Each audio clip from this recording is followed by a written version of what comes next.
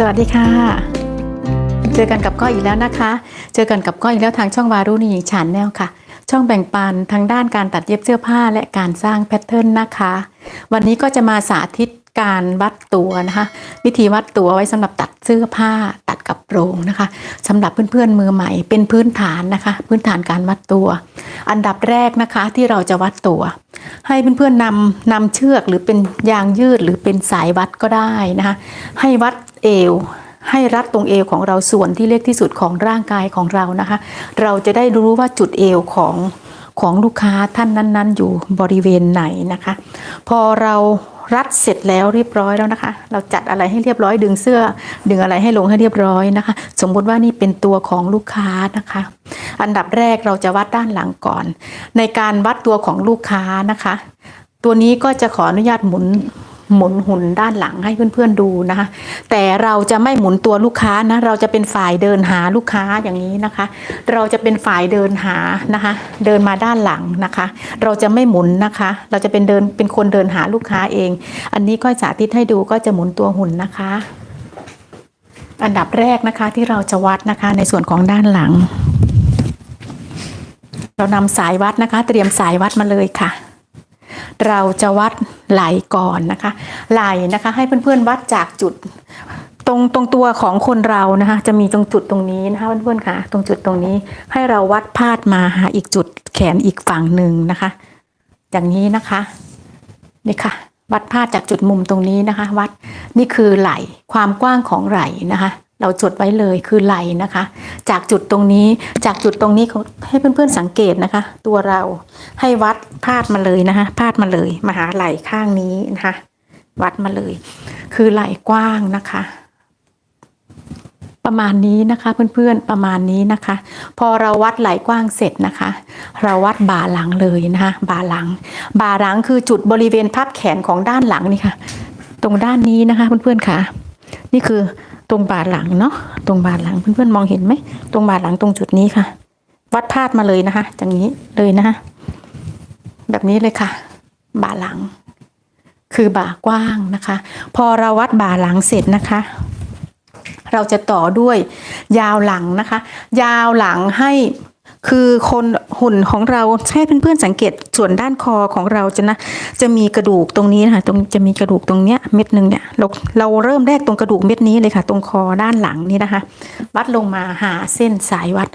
หาเส้นยางยืดเส้นเอวที่เราขีดเอาไว้ตรงเอวนะคะคือยาวหลังนะคะคือตรงนี้อันนี้เส้นนี้คือบริเวณของเส้นเอวนะคะเส้นนี้บริเวณของเส้นเอวหาอะไรก็ได้ค่ะมาผูกตรงเอวนะเราจะได้รู้บริเวณแนวของเอวนะคะวัดจากจุดกระดูกตรงปุ่มคอลงมาคือยาวหลังนะคะในส่วนของด้านหลังเรียบร้อยแล้วนะคะต่อมาจะเป็นด้านหน้าอันนี้จะหมุนตัวหุ่นให้เพื่อนๆดูนะคะเพื่อนๆไม่ทำตามนะคะไม่หมุนตัวลูกค้านะคะไม่หมุนตัวลูกค้านะเราต้องเดินหานะคะต่อมาเราจะมาวัดรอบคอหุ่นนะคะของตัวนี้ส่วนมากจะนำคอมาตรฐานเวลาวัดคอนะคะให้วัดให้พอดีเลยนะเพื่อนๆค่ะคอตัวนี้จะได้อยู่ที่36 เซน36 เซนนี่คือมาตรฐานที่เขาไปใช้กันคือ6 เซนครึ่ง7 เซนค่ะเวลาสร้างแบบคือตรงนี้นะคะเป็นมาตรฐานแต่บางท่านคออ้วนคนอ้วนตัวเตี้ยหน่อยก็จะคอก็จะ38นะคะแต่ถ้าตัวอ้วนหน่อย40ก็ยังมีนะคะแต่ถ้าเป็นคนตัวเล็กหน่อยรอบคอจะ34นะคะแต่ส่วนมากจะใช้36กันก็คือมาตรฐานอันนี้ในส่วนของการวัดรอบคอนะคะเพื่อนขาวัดตรงนี้เลยนะคะนี่ค่ะนะไม่งงนะพอเราวัดรอบคอเสร็จนะคะเพื่อนขาเราวัดบ่าหน้านะคะบ่าหน้าเหมือนเดิมค่ะบ่าหน้าเราจะตรงนี้ตรงรอยพับนะคะเพื่อนค่ะตรงรอยพับของแขนเรานะคะคือตรงจุดนี้วัดจากจุดนี้จะวัดจากแขนขวามาหาแขนซ้ายเลยค่ะคือเส้นบ่าหน้านะคะพอเราวัดเส้นบ่าหน้าเสร็จเราจะวัดยาวหน้านะคะจากปุ่มคอสังเกตนะคะคนเราจะมีปุ่มตรงคอตรงนี้นะคะตรงปุ่มตรงลิ้นปี่ตรงนี้ค่ะตรงปุ่มเราเอาไม้บรรทัดแตะตรงนี้อย่ากดสายวัดโดนตัวลูกค้าอย่าจิ้มลงไปนะคะอย่าจิ้มลงไปนะคะแตะเบาๆนะคะแตะเบาๆตรงปุ่มคอนะคะลงมาหาเส้นที่เราผูกตรงเส้นเอวเอาไว้นะคะพอเราได้บ่ายาวหน้าเสร็จนะคะเราจะวัดอกห่างนะวิธีวัดอกห่างนะคะให้วัดจากจุดยอดอกของเราของลูกค้าเวลาวัดนะคะ จะไม่ทำอย่างนี้นะจะเป็นการไม่สุภาพนะคะจะเป็นการไม่สุภาพให้ใช้วิธีดูจากเลข10นะคะ10เซน1เซนถึง10เซนให้ใช้เลข10เซนเป็นเลข1แทนนะคะใช้ลักษณะนี้นะคะแตะเบาๆเราจะไม่จิ้มตรงนี้นะคะเราจะไม่จิ้มตรงนี้จะเป็นการไม่สุภาพนะคะนี่คือการวัดอกห่างนะคะอกห่างคือตรงยอดอกของเราห่างนะคะตรงนี้มาถึงตรงนี้ให้แตะเบาๆแล้วก็มองเลข10นะคะคือเลข10สมมุติว่าเลข10เป็นเลข1นะแล้วก็ใช้ดุลพินิจของเราค่ะเลข10มาถึงตรงไหนอันนี้เลข10จะถึง29อกห่างก็คือ29อกสูงนะคะเราจะวัดทะแยงต่อมาจะเป็นอกสูงอกสูงเราจะวัดทะแยงจากปุ่มคอมาหาจุดยอดอกของเราด้านใดด้านหนึ่งนะคะเหมือนเดิมนะคะแตะเบาๆตรงปุ่มคอของเรานะคะจะมีรอยบุ๋มอยู่ตรงนี้นะคะแตะตรงนี้นะคะเพื่อนๆค่ะแตะตรงนี้ค่ะแตะเอาไว้แล้ววัดเอียงนะคะวัดเอียงตรงยอดอกของเราเท่าไหร่ก็เท่านั้นนะคะต่อมานะคะจะเป็นรอบอกการรับวัดรอบอกนะคะบอกลูกค้าบอกขออนุญาตนะคะยกแขนขึ้นนิดนึงนะคะให้ลูกค้ายกแขนขึ้นนิดนึงนะคะเราก็วัดเลยค่ะวัดรอบอกนะคะนี่ค่ะนี่ค่ะตรงยอดอกหน้าอกตรงนี้เลยนะคะเราจะไม่ใช้นิ้วมือให้อยู่ตรงร่องอกตรงนี้นะเราจะไม่ใช้นิ้วมือสอดตรงนี้ให้พยายามเวลาเราวัดหน้าอกนะคะวัดอย่างนี้นะคะให้มาอยู่ข้างล่างอย่างนี้นะนี่ค่ะนี่ค่ะเอานิ้วมือสอดเข้าไปนิ้วหนึ่งก็คือนิ้วชี้นิ้วโป้งเราก็บีบสายวัดนะคะอย่างนี้นะคะมองเห็นอยู่เนาะอย่างนี้ค่ะแล้วในส่วนของด้านหลังนะคะอันนี้วัดพอดีเราก็หมุนเลยนะคะหมุนสายวัดเลยนะคะเนี่ยแล้วก็หมุนเลยนะคะในส่วนของด้านหลังนะคะเดี๋ยวก็จะหมุนให้ดูในส่วนของด้านหลังนะคะก็จะหมุนให้ดูเวลาเราวัดนะหุ่นตรงไหมคะหุ่นตรงไหมก็ขอดูก่อนนะเวลาเราวัดนะคะเพื่อนๆค่ะด้านหลังก็ต้องเสมอกันนะคะไม่ให้ด้านหลังห้อยลงไปอย่างนี้นะเวลาเราวัดอกนะเวลาเราวัดอกนี่ค่ะในส่วนของด้านหลังเราจับสายวัดขึ้นมาเลยนะคะเนี่ยให้เขาอยู่ประมาณนี้ในส่วนของด้านหลังนะคะจะไม่ห้อยลงมาอย่างนี้นะคะเพื่อนๆค่ะถ้าห้อยอย่างนี้เราได้อกไม่ใช่แล้วนะเราจะวัดขนาดอกไม่ได้แล้วจะต้องขึ้นมาอย่างนี้นะคะด้านหลังก็ต้องประมาณนี้ในส่วนของหน้าอกนะคะในส่วนของด้านหน้าอันนั้น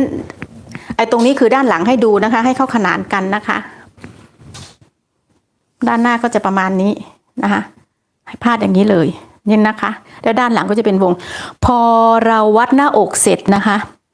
วัดให้พอดีเลยนะคะเดี๋ยวเราไปบวกทีหลังนะคะเอานิ้วมือสอดเข้าไปได้1 นิ้วนะคะอย่างที่บอกพอเราวัดหน้าอกเสร็จวัดเหนืออกเลยค่ะวัดเหนืออกไว้เลยนะคะนี่ค่ะขึ้นมาอย่างนี้เลยนะคะวัดเหนืออกเลยนี่ค่ะเหมือนเดิมนะคะเอานิ้วมือสอดได้นิ้วหนึ่งอันนี้ด้านหลังก็จะให้ดูด้านหลังนะเพื่อนค่ะดูด้านหลังนี่ค่ะมองเห็นเนาะด้านหลังอย่าให้สายวัดเขาตกห้อยลงมานะโอเคนะนี่ค่ะพอเราวัดเหนืออกเสร็จเราลงมาใต้อกเลยค่ะใต้อกก็วัดพอดีเหมือนเดิมนะคะเอานิ้วมือสอดเข้าไปได้1 นิ้วอย่างนี้เลยค่ะนิ้วชี้สอดเข้าไปหัวแม่โป้งเราก็กดนะคะเราก็กดเลยเราจะได้รอบใต้อกนะคะเวลาเราตัดชุดราตรีชุดอะไรที่ว่าพอดีเป๊ะเลยเราจะต้องวัดเอาไว้นะคะพอเราวัดใต้อกเสร็จต่อมาด้วยเอวนะคะเวลาเราวัดเอวให้ลูกค้านะคะเนี่ยรัดแล้วเราเลื่อนอย่างนี้เลยเราจะต้องบอกลูกค้าว่าให้หายใจตามสบายนะคะให้ปล่อยลมหายใจตามสบายลูกค้าบางท่านนะเวลาเราจะวัดเอวจะขมแมวแล้วจะทำให้เราเสียเวลาในการตัดพอเราตัดต้องมานั่งแก้เพราะเอวฟิตบอกลูกค้าบอกว่าคุณพี่ขาหายใจตามสบายนะคะเราก็วัดพอดีเลยบอกให้เขาหายใจตามสบายปล่อยลมหายใจตามสบายไม่ขมแมวนะคะบอกให้หายใจตามสบายแล้วก็วัดพอดีพอเราวัดเอวเสร็จปุ๊บนะคะเราต่อมาด้วยเส้นสะโพกเล็กนะคะเส้นสะโพกเล็กคือตรงนี้เส้นสะโพกบนนะคะเส้นสะโพกบนพอวัดได้เส้นสะโพกบนเสร็จปุ๊บเราต่อด้วยเส้นสะโพกล่างเส้นสะโพกล่างเราจะวัดตรงไหนคือส่วนที่ใหญ่ที่สุดของร่างกายของเราคือเส้นสะโพกตรงก้นย้อยนะคะเพื่อนๆค่ะตรงสะโพกตรงก้นย้อยที่ว่าใหญ่ที่สุดนะคะและก้อยก็จะบอกว่าการวัดเนี่ย บางคนน่ะไม่ได้มาตรฐานเพื่อนๆจำได้ไหมคะเวลาเราอะสร้างแบบวัดจากเอวลงมา20 เซนคือมาตรฐานถูกต้องไหมคะวัดจากเส้นเอวมา20 เซนคือมาตรฐานคือตรงเส้นสะโพกเราอยู่แล้วถูกต้องไหมคะคือเส้นก้นย้อยของเรานะคะนี่ค่ะส่วนที่ใหญ่ที่สุดจากเส้นเอวลงมาคือเส้น20 เซนคือมาตรฐานเวลาเราสร้างกระโปรงสร้างเสื้ออะไรก็แล้วแต่วัดจากเอวลงมา20 เซนแบ่งครึ่ง10 เซนเป็นเส้นสะโพกเล็กนี่คือมาตรฐานแต่ในกรณีของลูกค้าบางท่านน่ะตัวใหญ่แล้วก็ตัวสูงบางคนน่ะก้นเขาเรียกอะไรอ่ะเป็นคนเอวต่ำเป็นคนแบบสะโพกหย่อนนะคะเราจะต้องวัดเอวสะโพกอย่างนี้เขาเรียกว่าเอวสะโพกนะคะมาตรฐานเอวสะโพกนี่คือ20 เซนอย่างที่บอกถูกต้องไหมคะให้เพื่อนๆจับดูเลยนะคะว่าส่วนที่ใหญ่ที่สุดของร่างกายของลูกค้าท่านนั้นนะคะว่าอยู่ตรงไหนนะคะอันนี้ก็จะวัดคร่าวๆนะคะอันนี้อาจจะเราจะเริ่มตัดเสื้อให้พอดีให้ลูกค้าให้ได้พอดีเป๊ะคือตรงส่วนนี้ก็สำคัญนะคะเพื่อนๆค่ะก็สำคัญนะวัดลงมาเลยค่ะเอวสะโพกนี้ได้เท่าไหร่บางท่านนะคะจะอยู่ที่25 เซนก็มีนะคะได้25 เซน24 เซนก็มีจากเอวสะโพกแต่หุ่นตัวนี้เข้ามาตรฐานนะเขาก็จะได้อยู่ที่20 เซนถูกต้องไหมคะถ้าสมมุติว่าเราวัดเอวสะโพกมาได้25 เซนเวลาเราไปสร้างกระโปรงหรือสร้างเสื้อนะคะวัดจากเอวลงมา25 เซน25 เซนเราก็แบ่งครึ่งคือได้เส้นสะโพกเล็กอันนี้ชัดเจนนะคะก็ให้ไปต่อนะคะเพื่อนคะไปต่อนะคะในส่วนของสะโพกต่อมาเราจะวัดรักแร้นะคะหายใจไม่ออกขอโทษทีค่ะต่อมาเราจะวัดรักแร้ค่ะให้ใช้สายวัดเข้าไปเลยนะคะเพื่อนค่ะนี่ค่ะวัดให้พอดีอย่างนี้เลยนะคะยกแขนขึ้นนิดนึงค่ะนี่ค่ะเราวัดอย่างนี้เอานิ้วมือสอดเข้าไปนิ้วหนึ่งเหมือนเดิมนะคะเพื่อนค่ะ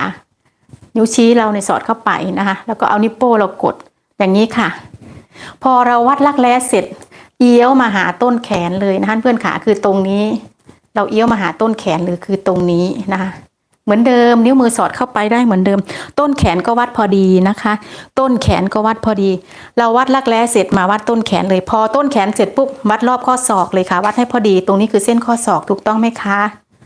วัดให้พอดีพอเส้นข้อศอกเสร็จปุ๊บคือข้อมือนะคะข้อมือเราก็วัดพอดีไว้เลยแต่ถ้าเราไม่อยากบวกเราก็วัดไว้เลยเราก็เผื่อสายวัดแล้วก็ดึงลงไปว่าอย่างนี้ได้ไหมนี่ค่ะได้ไหมแต่ส่วนมากเวลาก้อยตัดนะก็จะวัดพอดีเลยก็จะวัดพอดีเลยแล้วเข้าไปบวกรวม4 เซนอะไรประมาณนั้นนะคะวัดพอดีเลยในส่วนของรักแร้นะคะเราก็วัดแบบนี้อีกทีนะคะอีกทีนั่นเพื่อนค่ะวัดรอบรักแร้เสร็จเอานิ้วมือสอดเข้าไปได้นิ้วหนึ่งประมาณนี้นะคะแล้วก็เลื่อนสายวัดนิดๆหน่อยๆนะคะนี่ค่ะแล้วก็วนมาต้นแขนนะคะต้นแขนพอต้นแขนเสร็จลงมาข้อศอกเลยค่ะลงมาข้อศอกเลยนะลงมาข้อศอกเลยพอข้อศอกเสร็จข้อมือเลยนะคะเพื่อนขาอันนี้ในส่วนของการวัดรักแร้ต้นแขนข้อศอกนะคะเวลาเราไปทำชุดไทยน่ะเราจะต้องวัดสัดส่วนตรงนี้เอาไว้นะคะต่อมาแขนยาวค่ะให้เพื่อนๆวัดจากปุ่มแขนของเราตรงนี้ค่ะอันนี้เบสิกก่อนนะเพื่อนขาจากปุ่มตรงนี้นะคะแขนยาววัดลงมานะคะหาเส้นข้อศอกก่อนให้ลูกค้าบอกให้ลูกค้าเท้าสะเอวนิดหนึ่งไม่เท้าเยอะอย่างนี้นะให้นิดหนึ่งพอนะคะประมาณนี้นะคะประมาณนี้นะคะวัดมาหาข้อศอกไหล่ศอกนะคะแล้วก็ความยาวของแขนนะคะไหล่ศอกปลายแขนนะคะจดไว้เลยเราจะจดไหล่ศอกไว้แล้วก็ปลายแขนทีนี้เราจะตัดแขนสั้นเราก็ถามลูกค้าอีกทีหนึ่งว่าเท่าไหร่ดีคะแขนสั้นประมาณไหนคะแขน3 ส่วนประมาณไหนคะเราก็วัดเอาไว้เลยนะคะในจุดนี้เวลาเราจะตัดแขน3 ส่วนนะคะให้แนะนำให้วัดตรงปลายแขนเอาไว้เลยในส่วนกรณีของปลายแขน3 ส่วนวัดไว้เลยนะคะตรงนี้คือแขน3 ส่วนนะคะแล้วก็ปลายแขนสั้นเราวัดไว้เลยนะคะวัดไว้เลยเท่าไหร่เราก็วัดไว้เลยในกรณีที่เราลืมวัดแขนสั้นและแขนยาวแต่เราวัดไหล่ศอกเอาไว้ถูกต้องไหมคะไหล่ศอกแขนยาวเราวัดเอาไว้ก็ใช้วิธีง่ายๆเวลาเราไปสร้างแบบเราจะตัดแขนสั้นเราก็ใช้แบ่งไหล่ศอกแบ่งครึ่งเป็นแขนสั้นนะตรงเส้นข้อศอกหาเส้นข้อมือแบ่งครึ่งเป็นเส้นแขน3 ส่วนอันนี้ไม่งงนะก็ไปต่อนะคะทีนี้เหลือจุดไหนเนาะกระโปรงในส่วนของกระโปรงนะคะเพื่อนคะพอเราวัดกระโปรงนะคะให้ถามลูกค้าว่าต้องการยาวเท่าไหร่สะโพกเราวัดไปแล้วเนาะ ให้วัดใต้ขอบหรือรวมขอบ เราต้องทำความเข้าใจกับลูกค้า แล้วก็เราต้องจำให้ได้ว่าลูกค้าเจ้านี้เราวัดตัวแบบไหน ให้วัดลงมาเลยนะคะเพื่อนขาวัดลงมาเลยเส้นเอวตรงนี้นะคะแล้วมาหาเส้นหัวเข่าเลยเอวเข่าวัดไว้เลยนะคะตรงนี้สมมติว่าเป็นหัวเข่านะคะพอเลยหัวเข่ามาเอวเข่าเขียนไว้เลยนะคะเพื่อนขาเอวเข่าวัดไว้เลยแล้วก็ลงมาถึงข้างล่างสุดคือยาวสุดคือตรงตะตุ่มตรงข้างขาเราจะมีตะตุ่มอยู่ที่เป็นเม็ดเป็นตุ่มนะตรงนั้นนะเป็นข้อตรงนี้นะคะนั่นแหละคือยาวสุดวัดตรงนั้นเลยเอวเข่าแล้วก็ความยาวของกระโปรงยาวสุดทีนี้เราก็จะถามลูกค้าว่าต้องการกระโปรงยาวสั้นยาวแค่ไหนแล้วก็ค่อยวัดอีกทีนะคะไอ้ตรงนี้ในส่วนของกระโปรงนะคะเราจะวัดหางสมมุติว่าเราจะตัดกระโปรงหางปลาให้ลูกค้ายาวเลยนะคะเราวัดเอวเข่าไว้เราจำเป็นจะต้องวัดเอวเข่านะคะเพื่อนๆขาเพราะว่าเราจะต้องขอดหางปลาตรงเข่านะอย่าลืมนะสมมติว่าตรงนี้เป็นเข่าเนาะวัดเอวเข่าเสร็จปุ๊บมาถึงตะตุ่มตรงขาข้างล่างของเราแล้วถามลูกค้าว่าดีไว้ถึงตะตุ่มเลยนะคะส่วนว่าอันนี้วัดได้36เนาะถามลูกค้าว่าต้องการรองเท้าที่จะใส่ไปงานกี่นิ้วเขาบอกนิ้วครึ่งเราก็ไปบวกเพิ่มอีกนิ้วครึ่งนะคะเพื่อนๆค่ะเวลาใส่จะได้สวยไปบวกเพิ่มอีกนิ้วครึ่งนะคะเพื่อนๆค่ะเวลาใส่จะได้สวยอันนี้การมัดตัวในส่วนของแขนนะคะลักแร้ต้นแขนรอบข้อศอกอะไรทุกอย่างวัดไว้แล้วเรียบร้อยทีนี้ถ้าเราจะสร้างแขนพอดีแขนแบบชุดไทยเราจะต้องวัดแขนหนาถูกต้องไหมคะแขนหนาคือจุดนี้แขนหนาของเราคือจุดนี้จุดระหว่างเส้นบ่าหน้าและบ่าหลังมาจดกันเส้นบ่าหน้าและบ่าหลังมาจดกันเพื่อนๆวัดไว้เลยนะคะจากจุดนี้มาถึงจุดของเส้นบ่าหลังนี้คือเท่าไหร่วัดพอดีเลยนะคะเวลาเราจะไปสร้างเราค่อยไปบวกรวมอีกทีหนึ่งถ้าเราสร้างแบบพอดีเลยก็ไม่ต้องไปบวกนะคะอันนี้ในกรณีไหลแขนหนานะคะเพื่อนขาตรงนี้คือจุดแขนไปบวกนะคะอันนี้ในกรณีไหลแขนหนานะคะเพื่อนขาตรงนี้คือจุดแขนหนาวัดไว้หน่อยก็ดีนะคะในส่วนของแขนหนาอันนี้เพื่อนๆไม่งงนะคะแขนหนาคือจากจุดบ่าหลังมาหาบ่าหน้าพาดหัวแขนของเราพาดต้นแขนของเรานี่ค่ะเรียกแขนหนาวัดไว้หน่อยก็ดีนะคะเพื่อนขาแขนหนาอันนี้เสร็จแล้วนะในกรณีแขนหนาทีนี้พอเราวัดแขนหนาเสร็จปุ๊บรอบอกไหล่เราไม่วัดก็ได้รอบอกไหล่เราไม่วัดก็ได้เพราะเวลาเราไปตัดชุดราตรีเป็นชุดอกไหล่อย่างเงี้ยเราก็นำบ่าหน้าตรงนี้จากที่เราวัดเอาไว้แล้วก่อนหน้านั้นแล้วก็บ่าหลังที่เราวัดไว้แล้วก่อนหน้านั้นแล้วก็แขนหนาที่เราวัดไปเมื่อกี้แขนหนาคูณ2นะคะแล้วก็รวมกันกับบ่าหน้าและบ่าหลังรวมกันเท่าไหร่คือรอบอกไหล่ของเรานะคะคือรอบอกไหล่ตรงนี้นะคะเพื่อนขานี่ค่ะนี่คือแขนหนา2ข้างแขนหนา2ข้างและบ่าหน้าและบ่าหลังรวมกันเท่ากับรอบอกไหล่ที่เราจะไปตัดชุดราตรีหรือชุดอะไรก็แล้วแต่ที่เปิดไหล่โชว์ไหล่นะคะอันนี้ไม่งงนะคะเพื่อนขาอันนี้เพื่อนไม่งงเนาะมือใหม่เนาะหวังว่าเพื่อนคงจะเข้าใจนะสำหรับเพื่อนมือใหม่